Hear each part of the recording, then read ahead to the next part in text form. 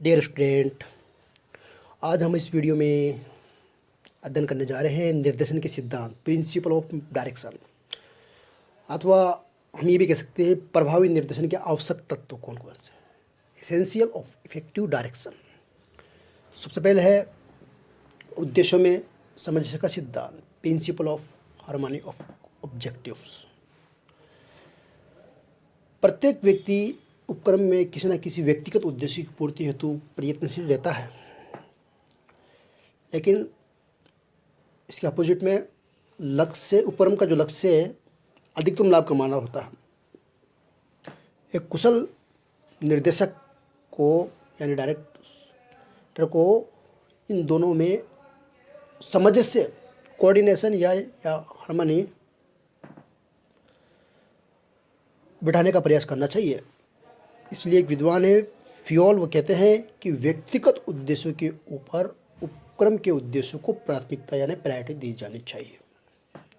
ठीक है, व्यक्तिगत उद्देश्यों को बाद में रखना चाहिए, पहले उपक्रम के उद्देश्यों को प्राथमिकता दी जानी चाहिए। प्रायोरिटी किसको देना चाहिए? उपक्रम के उद्देश्यों को, और फिर बाद में व्यक्तिगत उद्देश्यों को। तो इस प्रकार उद्देश्यों में सामंजस्य का सिद्धांत, principle of harmony of objective सिद्धांत का निष्कर्ष ये है कि व्यक्तिगत उद्देश्यों को के ऊपर उपक्रम के उद्देश्यों को प्राथमिकता देनी चाहिए। नेक्स्ट है अधिकतम व्यक्तिगत योगदान का सिद्धांत, principle of maximum individual contribution. संगठन एक सामूहिक प्रयास है, इसलिए इसके लक्ष्यों की पूर्ति प्रत्येक अधिकारियों का अधीनस्थ कर्मचारियों के अधिकतम प्रयास या परिश्रम यानी मेहनत, रुचि, इंटरेस्ट एवं निष्ठा से ही संभव है। इसलिए प्रबंधकों यानी मैनेजर को निर्देश की एक ऐसी तकनीक या विधि, मेथड, जो टेक्निक्स है को अपनानी चाहिए ताकि प्रत्येक अधीनस्थ जो सबऑर्डिनेट्स है, अधीनस्थ कर्मचारी सामूहिक रूप से लक्ष्य की पूर्ति हेतु अधिकतम योगदान करने हेतु अपना जो संस्था के प्रति अपना जो बेस्ट काम करने या योगदान करने हेतु तत्पर हो यानी तैयार हो। फिर नेक्स्ट है आदेश की एकता का सिद्धांत, principle of unity of command. बहुत ही इंपॉर्टेंट सिद्धांत है, इसके बारे में हमने पिछले वीडियो में भी अध्ययन किया था। तो आदेश की एकता का सिद्धांत ये बताता है कि अधीनस्थ कर्मचारियों को एक समय में एक ही अधिकारी से आदेश मिलना चाहिए। अगर ऐसा नहीं होता है तो वो कन्फ्यूजन हो जाएगा। तो यहाँ पे एक सामान्य नियम है कि एक अधीनस्थ एक ही समय पर एक से अधिक अधिकारियों के आदेश का पालन कुशलतापूर्वक नहीं कर सकता। यदि इस सिद्धांत का उल्लंघन किया गया यानी इस सिद्धांत का वोलेट किया गया है तो आदेश में क्या होगा? दोहराव, परस्पर टकराव होगा, मतभेद होगा, आदेशों का उल्लंघन होगा, संस्था के कार्य में बिखराव हो जाएगा और कर्मचारी की निष्ठा भी खंडित हो सकती है, जिससे वातावरण अनुकूल नहीं रहेगा, संस्था का वातावरण अनुकूल नहीं रहेगा। तो ये भी एक आदेश की एकता का सिद्धांत बहुत इंपॉर्टेंट है, इसका भी ध्यान रखना जाना चाहिए। नेक्स्ट है प्रत्यक्ष पर्यवेक्षण का सिद्धांत, प्रिंसिपल ऑफ डायरेक्ट सुपरविजन। ये सिद्धांत कहता है कि प्रबंधकों को अपने कर्मचारी के कार्य का निरीक्षण एवं नियंत्रण स्वयं, जो कंट्रोल है वो स्वयं एवं कार्य के समय में ही करना चाहिए। इसके अलावा प्रबंधकों को सहयोगी एवं प्रत्यक्ष पर्यवेक्षण शैली को अपनाना चाहिए, कोऑपरेशन करना चाहिए कर्मचारियों को, या उनकी हेल्प का जो एटीट्यूड है वो अपनाना चाहिए। प्रबंधक को अधीनस्थ की कठिनाइयों को आसानी से समझना चाहिए और उनका उचित समाधान यानी हल, सॉल्यूशन भी किया जाना चाहिए। अगर इसे किया जाता है तो क्या होगा? कर्मचारियों के मनोबल में जो मोरल है तथा विश्वास, उनका विश्वास संस्था के प्रति जो ट्रस्ट है वो भी बढ़ेगा। नेक्स्ट है प्रभावी संप्रेषण का सिद्धांत। प्रभावी संप्रेषण के सिद्धांत पारस्परिक विश्वास के वातावरण में ही निर्देशन को प्रभावी बनाया जा सकता है। अब इसमें क्या क्या ध्यान रखना है? इसमें यह है कि ये प्रबंधकों को ये ध्यान रखना चाहिए कि संबंधित व्यक्ति द्वारा नीतियों, कार्य योजनाओं या उत्तरदायित्व आदि को भली भांति यानी सही तरीके से समझ लिया है। इसके अलावा उच्चगामी संप्रेषण उतना ही महत्वपूर्ण जितना कि अधोगामी। अब यहाँ पे संप्रेषण की जो प्रकार है, उच्चगामी या अधोगामी संप्रेषण के प्रकार है, इनको कम्युनिकेशन के हम इनका विस्तारपूर्वक अध्ययन करेंगे नेक्स्ट वीडियो में। तो हमें यहाँ पे ये ध्यान रखना है कि संप्रेषण के जितने भी प्रकार है वो भी कर्मचारियों को उसको अवगत करा देना चाहिए। इसके अलावा ये भी ध्यान रखना चाहिए कि संप्रेषण स्पष्ट, समझने योग्य एवं आकर्षित एवं त्वरित हो। ठीक है, संप्रेषण कैसा होना चाहिए? स्पष्ट, समझने योग्य या पूर्ण होना चाहिए। तो ये बातें हैं जो बहुत इंपॉर्टेंट है, यहाँ पे प्रभावी संप्रेषण का सिद्धांत के अंतर्गत आती है। नेक्स्ट है प्रभावी नेतृत्व का सिद्धांत, प्रिंसिपल ऑफ इफेक्टिव लीडरशिप। निर्देशन का उद्देश्य अधीनस्थ कर्मचारियों से कार्य लेना है, लेकिन ये तभी संभव हो जब अधिकारी में जो लीडरशिप के जो गुण हैं, क्वालिटी है, वो मौजूद हो। प्रभावी नेतृत्व के लिए एक अधिकारी को अपने अधीनस्थ के कार्यों एवं व्यक्तिगत संबंध में मार्गदर्शन यानी गाइड करना है तथा परामर्श देना, एडवाइस देता रहना चाहिए, जिससे कि क्या होगा? परिणाम स्वरूप अपने अधीनस्थों का विश्वास प्राप्त कर इच्छानुसार कार्य ले सकेंगे। यहाँ पे इम्पोर्टेंट बात है कि कर्मचारियों विश्वास दिलाना चाहिए। अधीनस्थ का विश्वास प्राप्त करने अगर किया जाता है तो इच्छा अनुसार कार्य ले सकेगा। कौन? उच्च अधिकारी।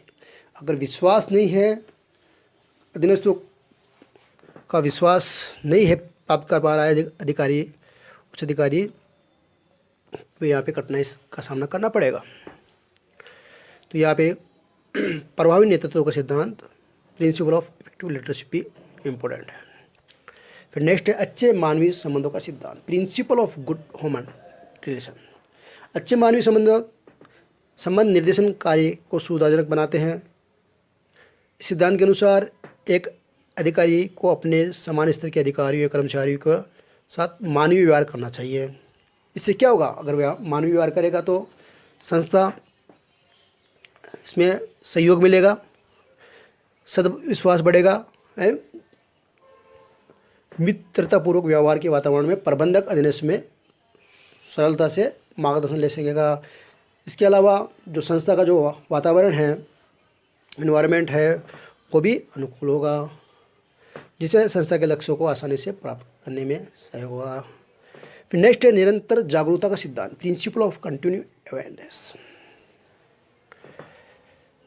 निर्देशन के सिद्धांत के अनुसार प्रबंधकों को नीति निर्धारित करके एक आदेश देकर ही अपने कर्तव्यों को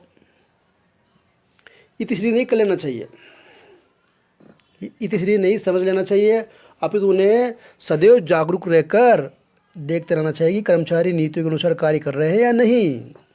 ओके, ये सिद्धांत ये कहता है कि प्रबंधकों को नीति निर्धारित करके या आदेश देकर ही अपने कर्तव्यों से फ्री नहीं होना है, उन्हें सदैव जागरूक रहकर ये देखना चाहिए कि कर्मचारी नीतियों के अनुसार कार्य कर रहे हैं या नहीं। यदि आदेशों को विपरीत कार्य करते हैं तो उन्हें शीघ्र ही जल्दी ही कार्रवाई करनी चाहिए। तो यहाँ पे सिद्धांत निरंतर जागरूकता का सिद्धांत, एक बार काम सौंप दिया फिर बैठ गए, ऐसा नहीं होना चाहिए। निरंतर जागरूकता, प्रिंसिपल ऑफ कंटिन्यूस अवेयरनेस होनी चाहिए। फिर नेक्स्ट है अनौपचारिक संगठन के पूरक उपयोग का सिद्धांत। इसका मतलब यह है अच्छे मानवीय निरंतर जागरूक का सिद्धांत, निरंतर। ओके, नेक्स्ट है निरंतर अनुवर्तन का सिद्धांत, निरंतर निरंतर अनुवर्तन का सिद्धांत, प्रिंसिपल ऑफ कंटिन्यूस फॉलोअप। इसका मतलब है कि निर्देशन एक निरंतर या सतत प्रक्रिया। ये हमने पिछले वीडियो में निरंतर की जो विशेषता थी उसके बारे में जाना था। निरंतर क्या है, निर्देशन क्या है? निरंतर एवं सतत प्रक्रिया है। ये सिद्धांत इस बात पर बल देता है कि प्रभावी निर्देशन के लिए इफेक्टिव डायरेक्शन के लिए दिए गए आदेश व निर्देशों को, है ना, ऑर्डर्स इंस्ट्रक्शन को क्रियान्वित करने का निरंतर अनुवर्तन यानी फॉलोअप किया जाना चाहिए। इनकी त्रुटियों या दोषों को दूर करते हुए जो कमियां हैं उनको जो दोष है उनको दूर करके हैं उसमें सतत सुधार भी किया जाना चाहिए। इसके अतिरिक्त प्रबंधकों को अपने अधीनस्थ की क्रियाओं के प्रति निरंतर जागरूक भी रहना चाहिए। तो यहाँ पे इस सिद्धांत में जो इम्पोर्टेंट बात ये है कि जो भी कमी रह गई है उनको या त्रुटियां है या दोष है उनको दूर और इसमें सतत प्रयास किया जाना चाहिए। प्रबंधकों को अपने अधीनस्थ की क्रियाओं के प्रति निरंतर जागरूक भी रहना चाहिए।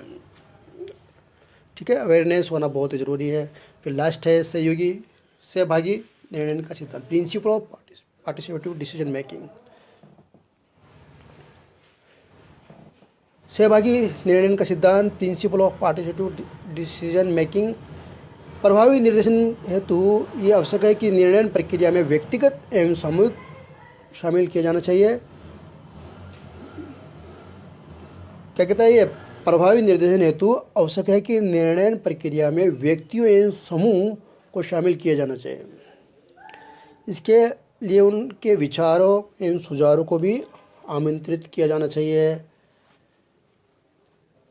ये आवश्यक परामर्श लिया जा सकता है। इसके अलावा इसमें निर्णय की जो गुणवत्ता बढ़ाने के लिए परिचालनात्मक स्तर पर या उसके समीप ही निर्णय लिए जा सकते हैं। तो यहाँ पे इसका मतलब है सहभागी निर्णय का सिद्धांत कर्मचारियों जो भी संस्था में जो निर्णय लिया जा रहा है उनमें कर्मचारियों के सुझाव भी और उनके विचार को भी शामिल करना चाहिए, जिससे कि उनके कर्मचारियों के मनोबल में और उनमें विश्वास पैदा किया जा सके। लेकिन इसमें इम्पोर्टेंट बात है कि निर्णयों की गुणवत्ता बढ़ाने के लिए परिचालनात्मक स्तर पर या उसके समीप ही निर्णय लिए जा सकते हैं। एक लास्ट है सिद्धांत, वो भी इम्पोर्टेंट है, प्रभावी नियंत्रण का सिद्धांत। हालांकि इसमें मेंशन नहीं है, तो यहाँ पे प्रभावी नियंत्रण का सिद्धांत, प्रिंसिपल ऑफ इफेक्टिव कंट्रोल। निर्देशन पूर्णतः प्रभावी एवं उसे समय पर किया।